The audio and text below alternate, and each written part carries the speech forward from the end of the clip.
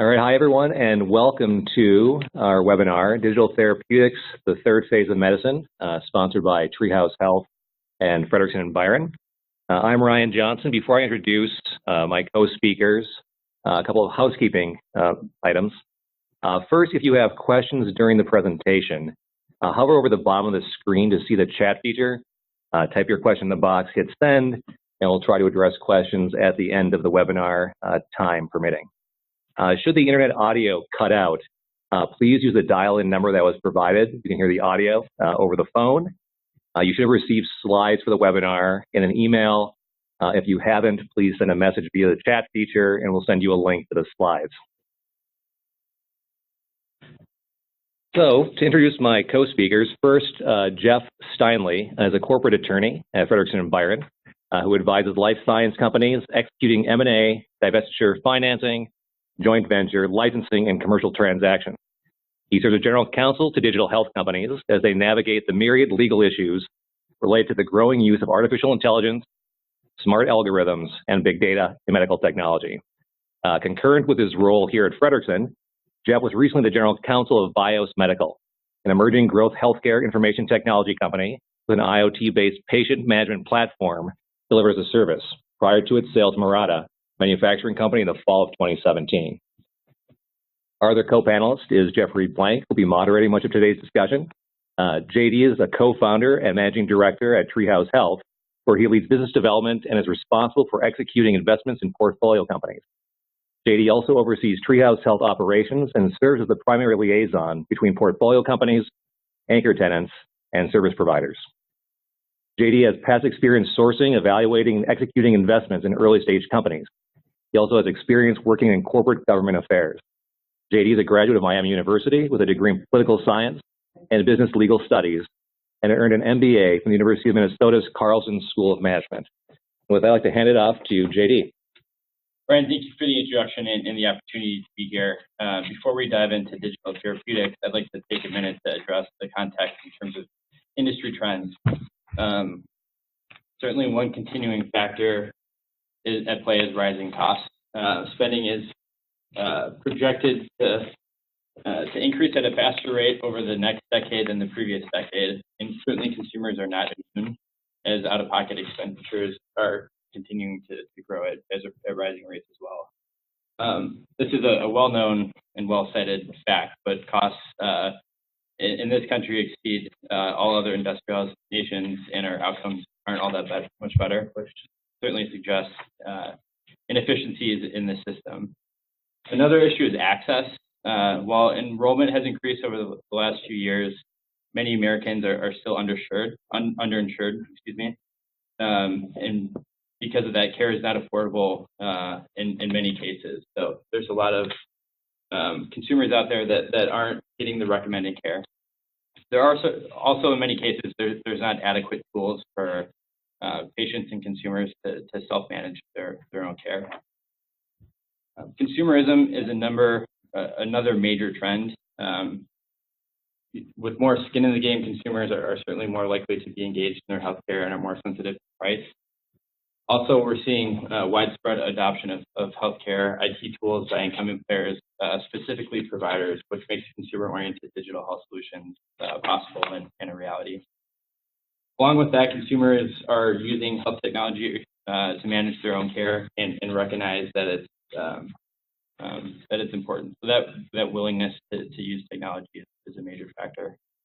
And consumers are demanding convenience and access. So, with that as sort of the backdrop, Brian, how do you see the digital health ecosystem fitting into this equation? Sure. So digital health, I think, has a significant role to play in that equation. First, with respect to cost, digital health can help reduce inefficiencies inside a clinical setting with clinical decision support software, with the emergence and development of personalized medicine, allowing a more tailored solution to the clinical needs of patients. It can also help with process improvement. I mean, a lot of dollars are wasted in healthcare because processes aren't quite as efficient as they should be. With respect to efficiencies, digital health can also help reduce inefficiencies outside of the clinical setting, delivering care outside of the clinical setting. For example, with telemedicine solutions that are growing rapidly and being adopted by many players, mHealth or mobile health solutions, as well as wearables. With respect to access, digital health promises to increase access for consumers and patients.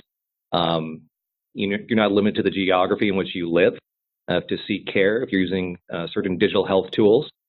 And with respect to consumerism, if you look back over the past couple of decades, we've seen a great increase in consumer-driven healthcare. For example, the advent of retail clinics like Minute Clinic, based in CVS, and similar ventures.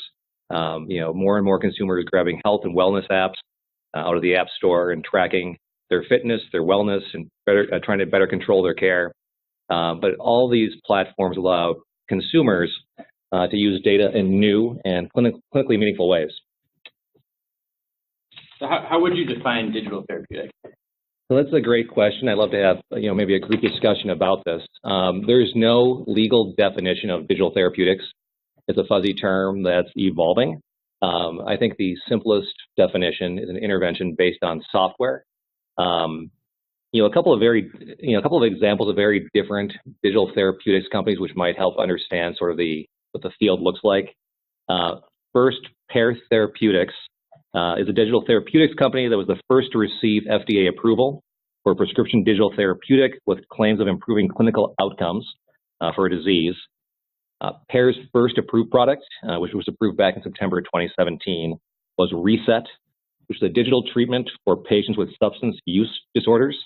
Reset is a 12-week duration, now FDA-cleared prescription digital therapeutic to be used in conjunction with standard outpatient treatment for substance use disorders related to stimulants, cannabis, cocaine, and alcohol. It was not designed to be used with respect to opioids. And the product, which is kind of cool, it combines a patient-facing intervention and assessments via mobile device, also with clinician-facing dashboards and data analytics on the back end. Reset was proven with clinical studies to increase abstinence from a patient's substances of abuse during treatment and increase retention in the outpatient treatment programs. According to Pear's CEO, Pear's digital therapeutics are effectively software as a drug. Patient-facing software that's run through clinical studies has demonstrated efficacy. Now, Pear has other FDA products in the FDA pipeline, and they partner with Novartis on various digital therapies, making Novartis the first pharma company to introduce digital therapeutics into their traditional development pipeline. The second company is Proteus Digital Health. Proteus received FDA approval for Amplify MySight, which is a digital therapeutic that uses a sensor-equipped pill with a companion app to be used for treatment of adult patients with schizophrenia, bipolar disorder, or other major depressive disorders. It's intended to track if Amplify MySight, as antipsychotic, has been taken by patients. And again, there are three major components for the system. First, there's a tablet with an embedded sensor, which is the size of a grain of sand. And when that is digested, the sensor activates and communicates with a wearable sensor called a MySight patch, which again notifies the patient and others who are shared access as whether the patient has taken the prescription regarding to their mental condition.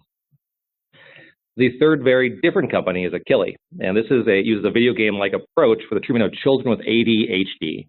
According to Achilles, its game improves the attention of children with ADHD, a conclusion that it reached based upon a trial involving 348 children ages 8 to 12. After 4 weeks, the patients who used the app or play the game had significantly improved attention abilities. They weren't distracted as easily.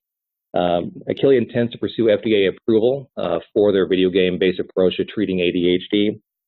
Critics note that the first studies were imperfect. The control groups fared almost as well, but the data was strong enough to allow Achilles to march down the FDA path for approval. So Jeff or JD, I don't know if there are other types of digital therapeutics companies or platforms that might be worth mentioning to give the audience a sense of what the industry looks like. And maybe that's a good bridge for me to jump into the next kind of broad category. And as Ryan mentioned, I think it's really difficult to define digital health. But broadly, when we think about it, we think about it in terms of these kind of 8 overlapping categories broadly. So there's the digital health platforms and health apps that you see, both consumer-based as well as the ones that are used by providers. There's health IT and services, which is really taking procedures and protocols at hospitals, clinics, and other healthcare providers and digitizing them, making them more efficient. There's telemedicine, Brian described, which is really, a high-tech way to do a doctor visit in a more efficient way. We've been seeing lots of advances on automation and robotics, which take the actions that a physician would do and help make those actions more precise and have more consistent approaches to surgery. Of course, there's the broad perspective on consumer applications and wearables that you see from your Fitbit to your iPhone. Some of the data coming off these devices is very helpful, others not as helpful. Clinical research has been a big area where before traditional clinical studies would take, crunching numbers for, and doing studies for years, using more of an algorithmic approach to, especially in areas like cancer research and biotech, and really advancing the speed at which data can be crunched. We see a lot of connected devices and IoT platforms. A good example of that is Bios Medical that Ryan mentioned in his introduction of me, which is really a Bluetooth-enabled vital signs monitor that takes previously a bedside wired monitor and takes that same concept and makes it more broadly applicable in multiple settings, initially in the hospital and then hopefully in the future at an ambulatory setting as well. And through all of this is medical algorithms. And these are really tools that physicians can use to help guide what their treatment is by taking a lot of data, sometimes comorbidities of patients, applying that more broadly and utilizing the algorithms to see treatment paradigms that a physician may not otherwise see initially. When we think about digital therapeutics, that list ends up being slightly smaller, I think. So here we're really talking about, there's lots of talk about artificial intelligence. I think for digital therapeutics, where we're going, at least initially, is really augmented intelligence. These are all tools to help both patients as well as physicians really drive towards better care through the use of these digital tools. One thing along these lines, I think there's a handful of themes that are emerging as we talk about these types of digital therapeutics, and the themes I think that we will focus on as we move forward, especially over the next couple of years for businesses, therapeutics that are really going to work. Number one is the reimbursement and the business model for these themes or for these therapies. I think we'll transition from fee-for-service models to more of a value-based model across these therapies, and those are the ones that will be successful. As JD mentioned earlier, the costs are incredible. From a sustainability perspective, I think it's difficult to imagine that we'll continue to have, roughly 18 or 19% of our GDP spent on healthcare. The other theme that I think is emerging is that there's value in the data that you receive as a result of gathering this, and that the therapies that end up being the most effective and the tools that physicians can use really rely on data, both in the vertical health issue that the physician is addressing, but as well as in the comorbidities, whether it's your genome, your microbiome, or the like.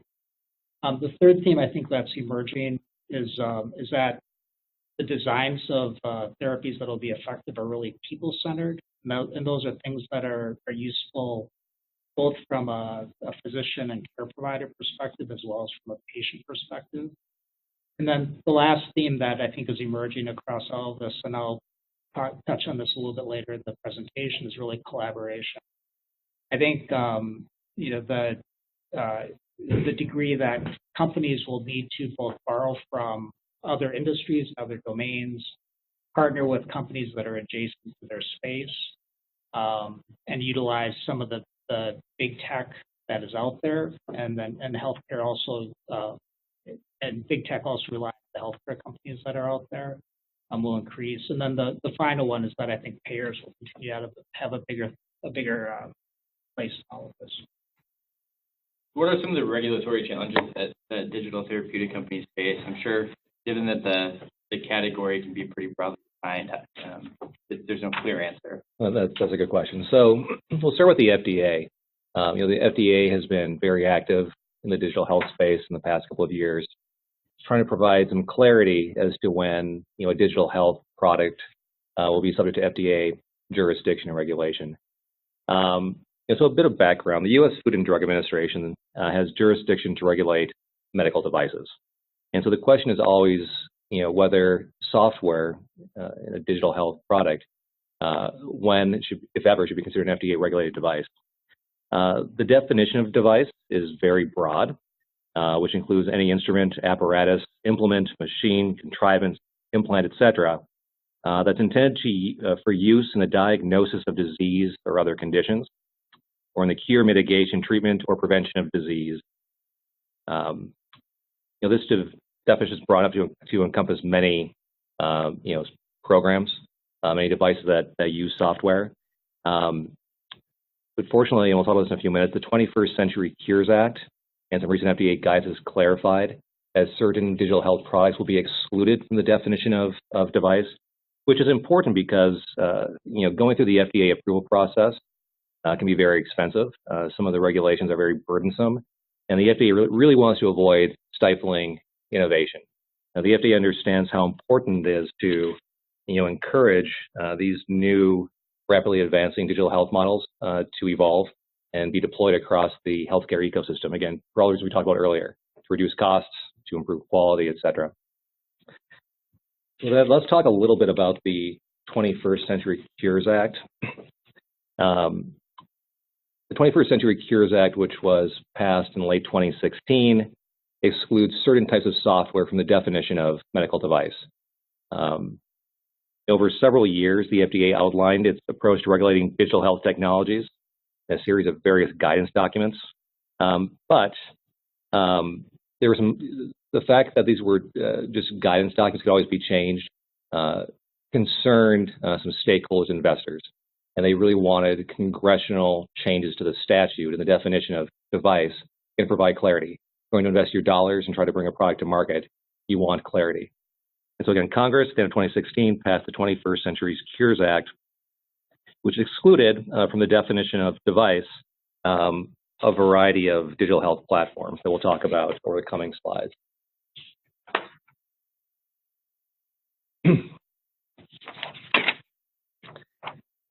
So in late 2017, the FDA, based upon the 21st Century Cures Act, provided some supplemental guidance to make clear what types of clinical and patient decision support software would no longer be defined as a medical device and therefore not regulated by the FDA. The guidance intended to make clear that the FDA intends to encourage innovation in the digital health space. The FDA noted that clinical decision support software, CDS, has many uses, including helping providers and ultimately patients identify the most appropriate treatment plan for their disease or condition. One example is software that can include programs that compare patient-specific signs, symptoms, or results with available clinical guidelines to recommend diagnostic tests, investigations, or therapy. The FDA observed that this type of technology has the potential to enable providers and patients to fully leverage digital tools to improve clinical decision-making. The FDA again expressed its goal of encouraging developers to create, adapt, and expand the functionalities of their software to aid providers in diagnosing and treating old and new medical maladies. So importantly, the draft CDS guidance attempts to make clear, again, what types of clinical decision support software would no longer be defined as medical devices, again, not subject to FDA regulation. The clinical decision support software that allows for a provider to independently review the basis of a recommendation that comes out of the software, that'll be excluded from the definition of a device. or that's one of the requirements. Again, this is clinical decision support software that's not meant to replace clinical decision-making. Again, the FDA repeatedly emphasized in this guidance the importance of independent review by a qualified provider. An example of this would be software that suggests a provider order liver function tests before starting a statin medication. Again, consistent with clinical guidelines and approved drug labeling.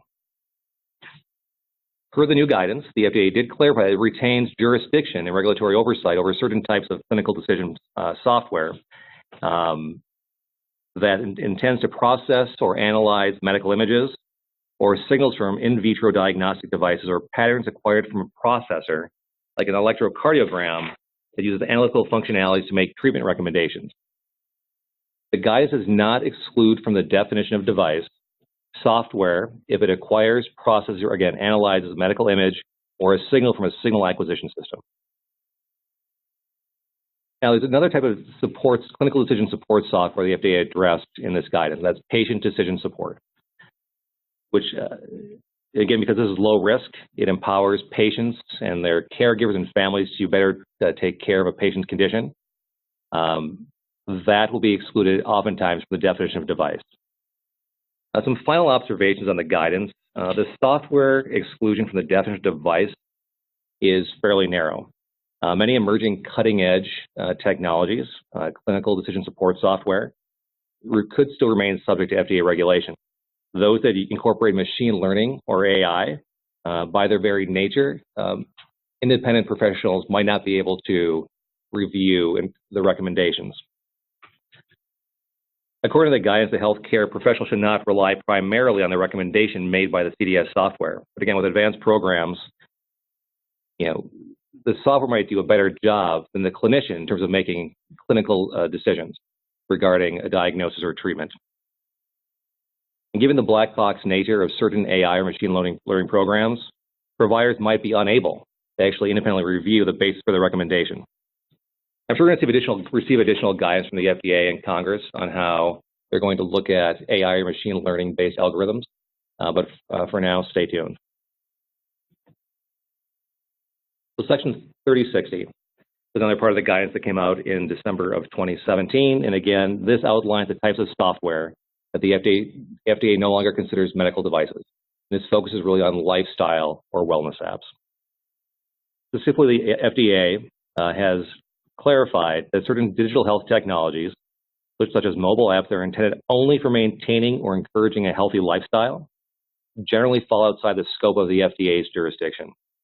Such technologies pose low risk to patients generally, but can provide great value to consumers in the healthcare system. Again, these changes are consistent with the FDA's new, more modern approach to digital health products and consistent with their enforcement discretion policy that existed pre the 21st Century Cures Act. So what are not devices per the Section 3060 guidance? Again, software with healthy lifestyle claims, such as weight management, physical fitness, relaxation or stress management, mental acuity, self-esteem, sleep management, or sexual function, when not related to the diagnosis, cure, mitigation, prevention, or treatment of a disease or condition. All right, so now we have a third category, that's software as a medical device. Certain types of digital health platforms or software will remain within the definition of a device and therefore subject to FDA jurisdiction and regulation. In terms of getting through the FDA approval process, there are three key principles that have been emphasized by the FDA: valid clinical association, analytical validation, and clinical validation. For analytical validation, the FDA recommends that developers generate evidence that shows that the output of the software, the medical device, is technically what the developer expected. For clinical validation, the FDA recommends that developers generate evidence that shows that the software's medical device has been tested in the target population for the intended use, and that users can achieve clinically meaningful outcomes through predictable and reliable use.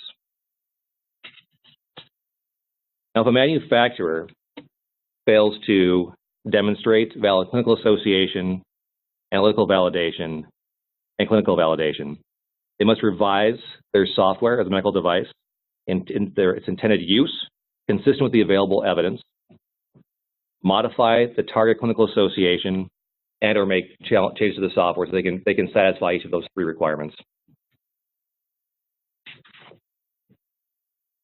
Just briefly, also in 2017, in December, the FDA did put forth a Digital Health Innovation Action Plan. Again, the takeaway here is really the FDA is really trying to encourage innovation in digital health. I'll let all the stakeholders evaluate how well they're doing with that, but they are trying to clarify their jurisdiction and encourage digital health platforms to, again, thrive in the healthcare ecosystem. I think I had one slide, 2 slides. So that was the FDA, but the FDA is not the only federal agency that has jurisdiction over digital health companies. The Consumer Product Safety Commission is responsible for consumer product safety, but not privacy. If a device or digital health product is a threat to consumer safety, the Consumer Product Safety Commission could get involved. The FTC also has jurisdiction and can get involved in regulating digital health products. The FTC is a consumer protection law that prohibits unfair or deceptive trade practices that apply to all mobile apps, apply to other digital health platforms. I think there are just a couple of interesting stories to share before we move on. First, there's a Cheerios case that many are familiar with. This is actually an FDA case, not FTC, but I think it helps understand how the FTC might get involved. So General Mills claimed that whole grain oat cereals lower cholesterol and reduce the risk of heart disease and cancer. Now, the FDA allowed that some health benefits of foods can be advertised within strict limits. For instance, the company can say that a diet low in saturated fat and high in fiber-rich foods, such as fruit, vegetables, and whole grains, may reduce the risk of heart disease. When General Mills claimed that the product was clinically proven to help lower cholesterol, the FDA said that claim turns the food into a regulated drug subject to the FDA's jurisdiction. According to the FDA, the statements were misleading, and that Cheerios' claim does not convey that all of the factors, again, the appropriate diet, including fruits, vegetables, high fiber, etc., are required to really improve cardiovascular functioning and extend life. Again, this was an FDA case, but the FTC could arguably have brought a similar claim based upon arguably misleading information on the packaging. The next example is a little bit more fun. That's an acne case, and the cases involve mobile apps, Acne app and Acne owner. They were the first case in which the FTC targeted health claims based on a mobile app. The FTC alleged that the mobile apps were advertised to work in the same way, and both claiming to treat acne with colored light emitted from the smartphones. The instruction was to take your phone, hold it to your face, buzz some lights, and your acne would magically disappear. According to the FTC complaint, there were approximately 3,300 downloads of the app. It's offered for 99 cents in the Android marketplace. But according to the FTC, the data did not support the claims that the phones would actually help cure acne. The marketers of acne claimed they pointed to there was a British Journal of Dermatology study that showed that blue and red light treatments eliminate a certain type of bacteria and reduce skin blemishes by 76%. But the FTC said that the study did not support the claims that they were making about curing acne, again, by holding your smartphone up to your face. It sounds like acne might not be an ideal area to address from a digital therapeutic perspective, but Right. are there other areas that are well positioned to be addressed by digital therapeutics?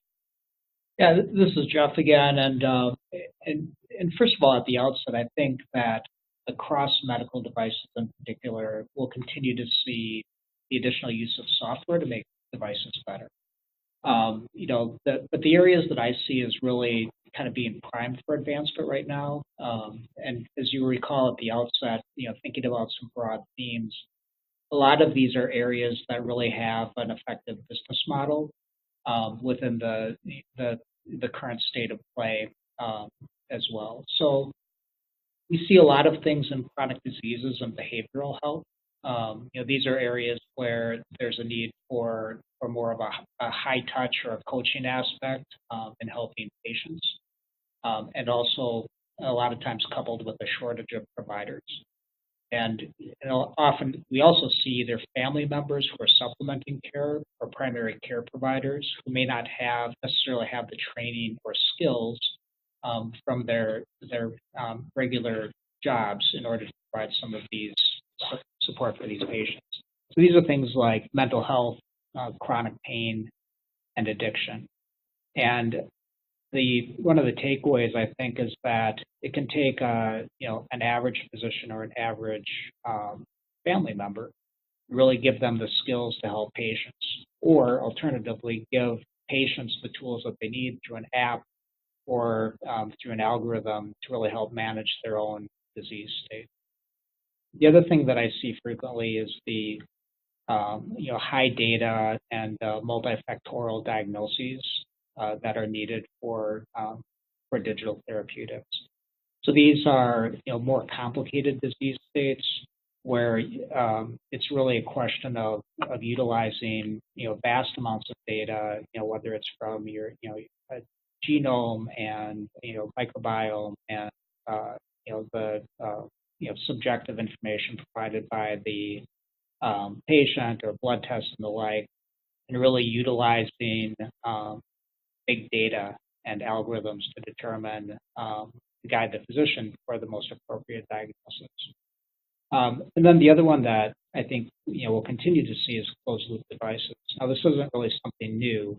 The pacemaker is one of the earliest examples of a closed loop device, which takes the data from the patient and then administers therapy based on the data that's coming into the device. We also see that more recently with the artificial pancreas, with the continuous glucose monitor, and the admission and the infusion of insulin based on the readings of the continuous glucose monitor. We'll continue to see other devices that really both diagnose and provide therapy within a single loop, for disease states.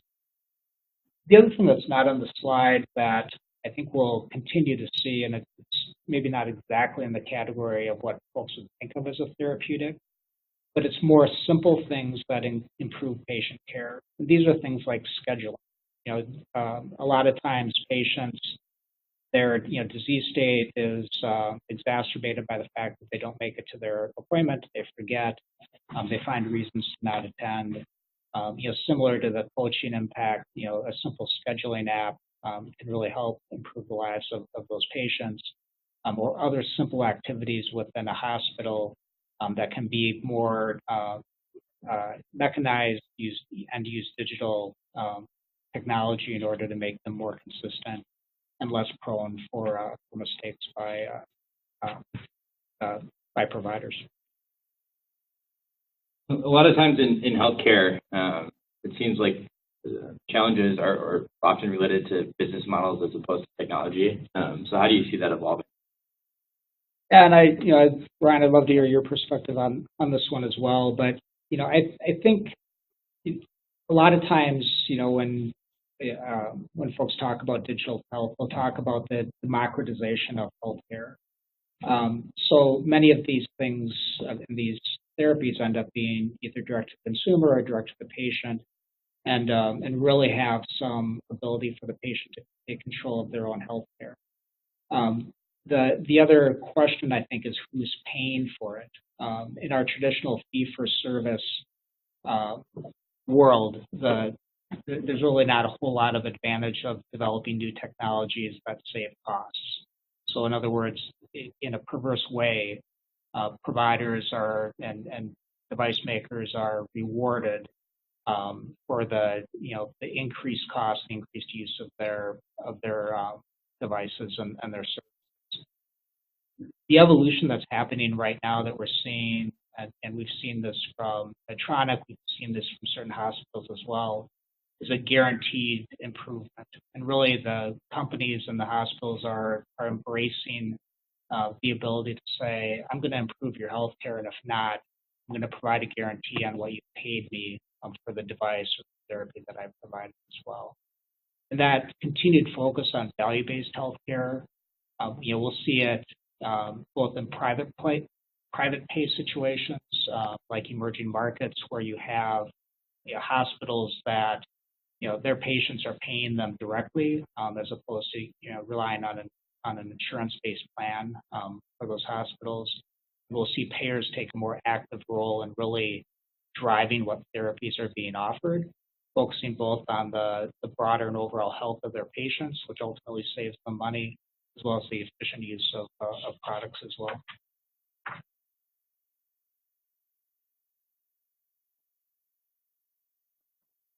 I think I'll kind of, Brian, I don't know if you had anything to add as well. I mean, I agree with all of that. Combining the last slide and this slide, I think convincing some payers to pay for some digital health solutions requires, again, data and evidence. And so you gave the example of mental and behavioral health being sort of prime for digital health. There's so much data and evidence coming out of Europe. They use the telemedicine model for behavioral health. And I think when you have that kind of data, it's easier to make the pitch to a payer, whether it be an insurance company or an employer, that this is worthwhile. So I think, again, data is very important, I think, to convince the payers to cover something.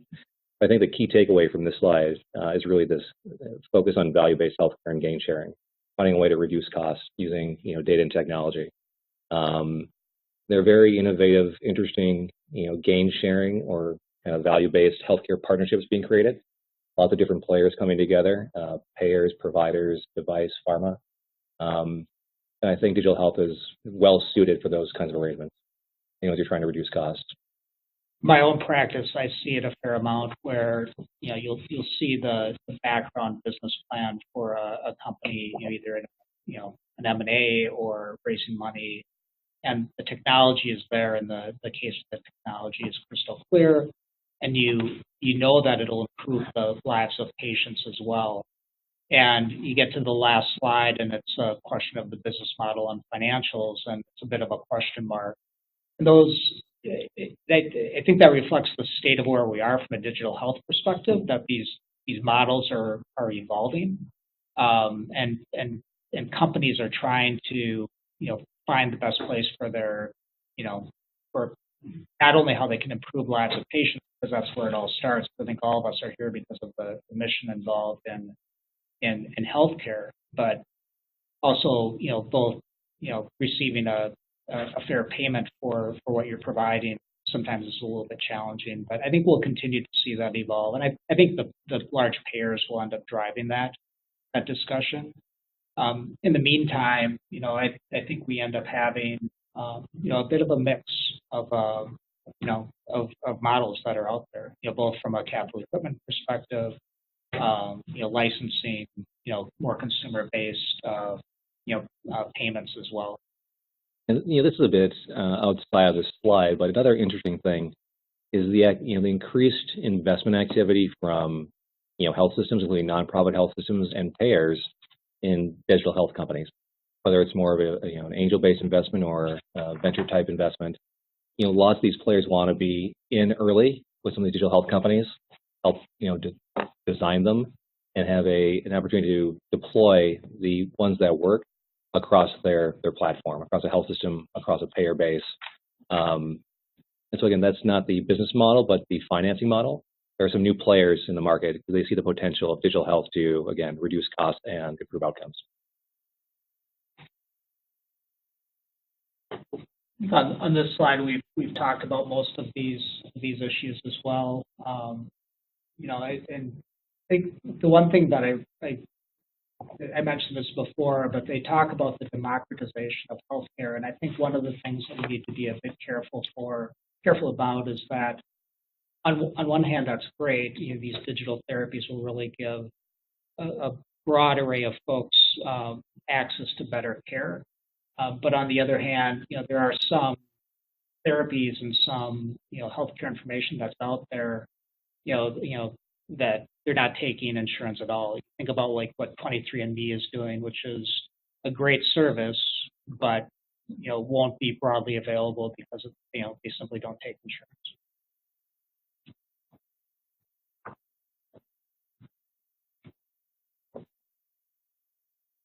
So beyond the FDA sorts of legal issues, IP is always a big subject as well. In the context of digital health and digital therapeutics specifically, what sort of IP strategies do you see out there? Yeah, and this is one of the things that we struggle with a little bit as we bridge from more traditional medical technology to digital health.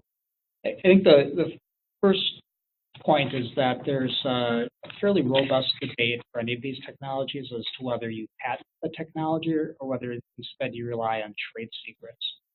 And the reason for this is, is kind of threefold in my view.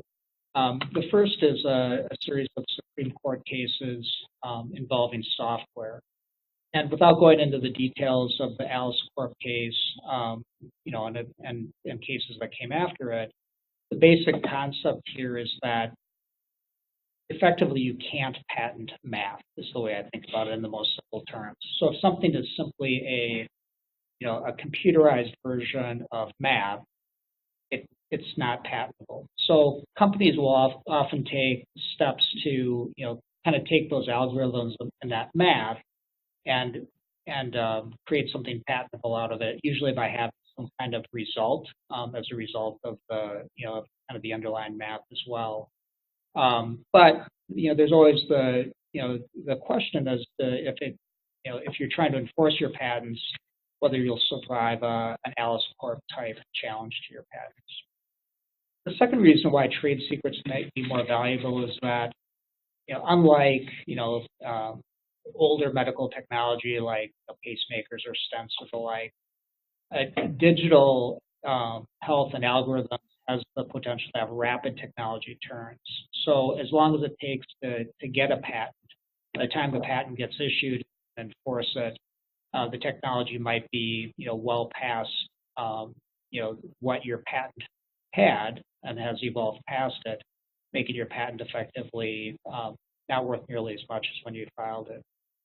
The last reason why trade secrets might be a better alternative than patents is that a lot of this technology is also incredibly difficult to reverse engineer.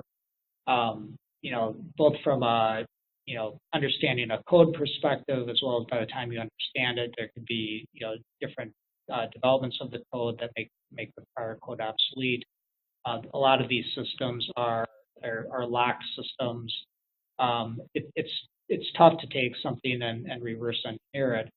And conversely, some of the concepts and ideas that are out there are obvious as to what the idea is. So it really ends up being more of a kind of an attempt to use a broader patient population and have your technology adopted even as others come in as close followers.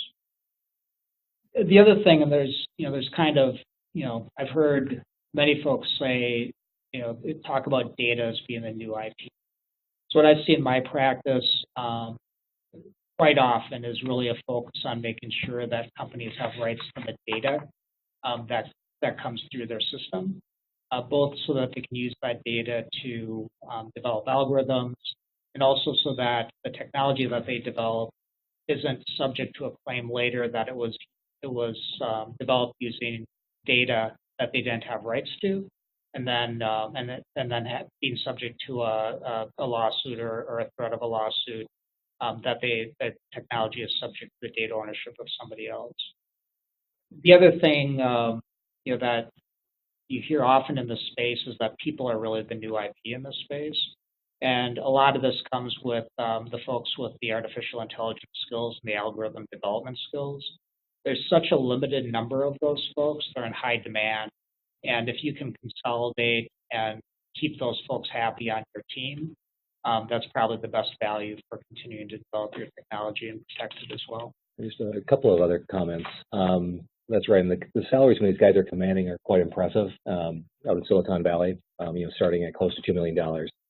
But in terms of, people and data and rights, having assignment agreements in place with independent contractors who have helped develop your software, who have worked on your IP, making sure your employment agreements have the right kind of language to make sure that the company owns all the IP is important.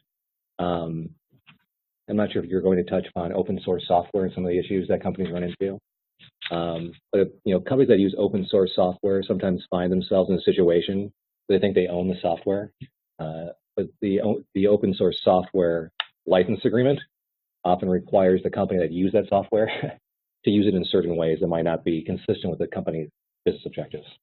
Yeah, that's exactly right. And a lot of my practice is focused on companies that are being sold. And, it's become very commonplace in any exit situation for the open source consultant to come in, get access to the base code, identify what code source is open source software, and then ensure that that the company is compliant with the open source rules.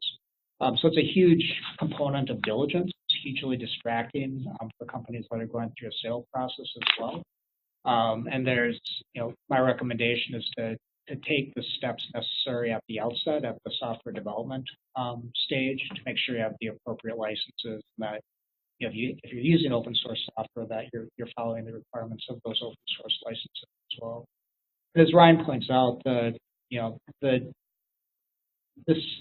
data ownership piece has evolved as well. So for companies that are older companies that have had rights to use data going back multiple years, the newer agreements, we're all focusing on data right now, but it's very typical to look at agreements, clinical study agreements or the like from 5 or 10 years ago, a technology might be based on and not have those same types of provisions. So what we run into frequently is the question of, do you need to amend those agreements? Do you need to get a license to those data rights? And what is required to make sure that a buyer can be assured that it's not going to get sued for the development of technology relying on some of that older data. I think that's a good segue. We've talked a lot about the market, some of the regulatory issues, business model considerations. But how should digital therapeutic companies prepare to be acquired? Yeah, and I think it's slightly different than traditional med tech, and I'll probably focus, and a lot of it is the same, of course, as well, but I'll focus on the differences for purposes of this discussion. I think the players, the companies that are doing M&A in this space are slightly different.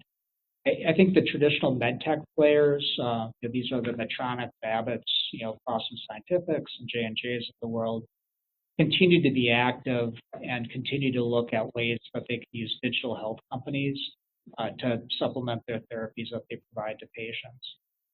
The interesting thing, I think, is that the tech companies continue to look at this space as well. So the big players like Google, Apple, Amazon, and Samsung, are very active in looking at the space and either determining how they can move in and disrupt the business model, or alternatively, provide the backbone for other companies as they're advancing their business models. They've had some fits and starts.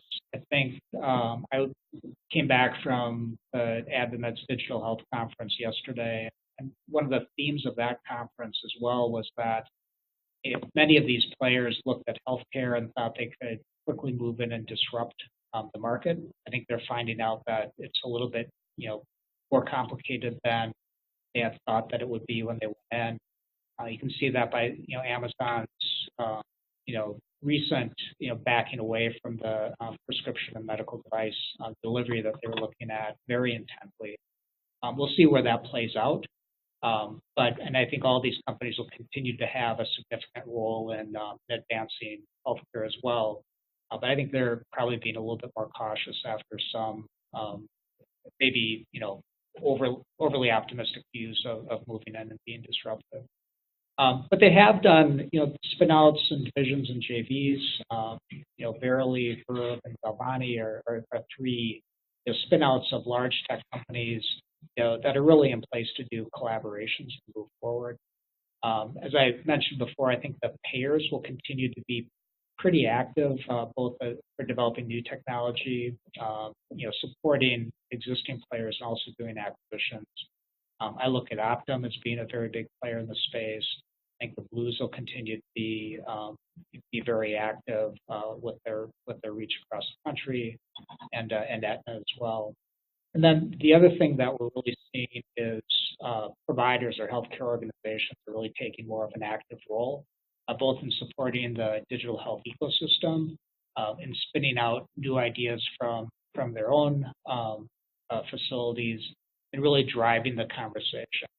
I'm not certain yet whether these companies will do some horizontal acquisitions and become more device players or digital health players as well. But a lot of the technology is really coming out of these companies as well. And of course, you continue to have the entrepreneurial, new companies that are coming up, and really, being disruptive, and because they can move faster in the development as well. The other thing, and this has continued to be a theme, is that the structures of deals, I think, are changing a bit as well. We continue to have, companies moving out, buying other companies, and rolling them up. As Ryan mentioned, at the outset of my bio, Murata bought a company I was involved with, Bios Medical, late last year. Murata is a very large electronic component manufacturer that has been public about its desire to move into healthcare, move into the U.S. market. Murata's, to some degree, is one of the largest companies no one's heard of. They make most of the, approximately 700 components of your iPhone, but they're looking to be very active in healthcare, and Bios was a good platform for them, so as an acquisition. The data sharing arrangements, there's a mismatch for some of these digital health initiatives between companies that either have the data on one hand, and then on the other hand have the technology development. So you see some data sharing arrangements in joint ventures. United Healthcare has recently did a transaction with Mobilon, which is a large data aggregator and who develops healthcare protocols based on that data that they receive. Another transaction that's public, or that was announced, that we helped with, was Medtronic's relationship with Amwell. Amwell being a telemedicine provider, and it creates the ability, really through the patient care managing platform that Medtronic has, to connect with a physician as well. And then you see lots of joint ventures as well. Verily, which is Google's life science group, did a joint venture with GlaxoSmithKline to create Palvani as well. So I think we'll see a lot of M&A activity. We've certainly seen a lot of investment in this space. The most recent numbers I saw, that approximately $6 billion of VC money is flooding into digital health this last year, and that number continues to grow, and I think we'll continue to see it to grow. But I think there's also a recognition that rather than doing a full-fledged acquisition, sometimes these collaborations and joint ventures are the best way to pursue one of these new business models. So I think the space will be active. I think that the structures of deals that we'll see will be a little bit different. We've covered a lot here, but as we wind up the discussion, what other challenges do digital therapeutic companies face? Yeah, sure. So I'll touch upon a couple of other legal issues that they face. First, depending on how the digital health product is put together, there could be product liability exposure. Well, I think one interesting area that could evolve is malpractice claims based upon the fact that a medical professional didn't use a certain digital health technology, or that becomes a standard of care to supplement decision-making using digital health. If a clinician fails to do so, will that be a failure to meet the standard of care, exposing the physician to medical malpractice liability? With respect to current issues, cybersecurity, privacy are huge for digital health companies. When you think about privacy, people often think about HIPAA right away. Regarding HIPAA, not every digital health company will be a HIPAA-covered entity or a business associate. For those that are covered by HIPAA, obviously compliance is a must, or maybe better put, failure to comply can be very expensive, potentially fatal to a company. For those digital health companies not covered by HIPAA, it remains critically important for those companies to understand other state and federal obligations for acquiring, sharing, and using data, as well as any contractual obligations related to their use of data. As Jeff mentioned, people are entering license agreements. It's unclear sometimes what rights a company has to use the data. There should be some clarity on that to avoid contractual claims or fights. Regarding cybersecurity, obviously that's a huge issue. that lots of companies are struggling with. There are announcements of breaches all the time. The FDA's position, which I think is helpful, is that medical device manufacturers, which again doesn't include many digital health companies, is that companies should manage their cybersecurity risks to be able to monitor and detect cybersecurity vulnerabilities, understand, assess, and detect the level of risk a vulnerability poses for patient safety, and have a plan to share information about potential vulnerabilities. Also get patches out quickly to address any vulnerabilities. If an entity is covered by HIPAA, there is a requirement to do a security assessment again to try to find out where there might be vulnerabilities that expose patient data to misuse. There are lots of other laws and regulations that digital health companies have to think about. These are some of the big ones. With respect to non-legal, Jeff, I don't know if you have thoughts on other non-legal thoughts that digital health companies should be thinking about. Yeah, a handful of things. Some of these we've touched on a bit already in the discussion. I think the funding groups are slightly different. As I mentioned earlier, many of these funders are really going to want to see a sound business model before they provide funding to a company. So, like all startup companies, there's 2 full-time jobs for the CEO. One is running the company, and the other is trying to raise money for the company. I think that in the digital space, it's maybe not more difficult, but it's different. And I think finding your right group of core funders, who are interested in your space, who believe in your technology, and who understand the space, can be a little bit more challenging. As I mentioned, I think personnel is incredibly important. As Ryan mentioned earlier, the cost of AI professionals in particular is very expensive. They're highly mobile, they're highly sought after. So I think that maintaining those folks who can develop your code and kind of work what I call the black arts of AI is very, very important. And then the other one I think is this is such an ecosystem play, and there's so much of an ability to collaborate with others and and partner and think about kind of where you fit in and what the adjacencies are. And this is maybe more of a touchy-feely type thing, but sometimes I think in that environment it's a little bit harder to stand out while at the same time you're playing well with others. So there's just a handful of thoughts on kind of the non-legal side for some of these challenges. All right, and with that, we've reached the end of the hour. I want to thank everyone for joining us today for this webinar on digital therapeutics. I'd like to thank TreeHouse Health for participating and partnering with us on this. If you do have questions, feel free to reach out to any of us. Our contact information is on the last slide. We'd be happy to answer any questions you might have on the business or legal side of digital health. With that, thanks everyone. We'll be doing more of these in the future.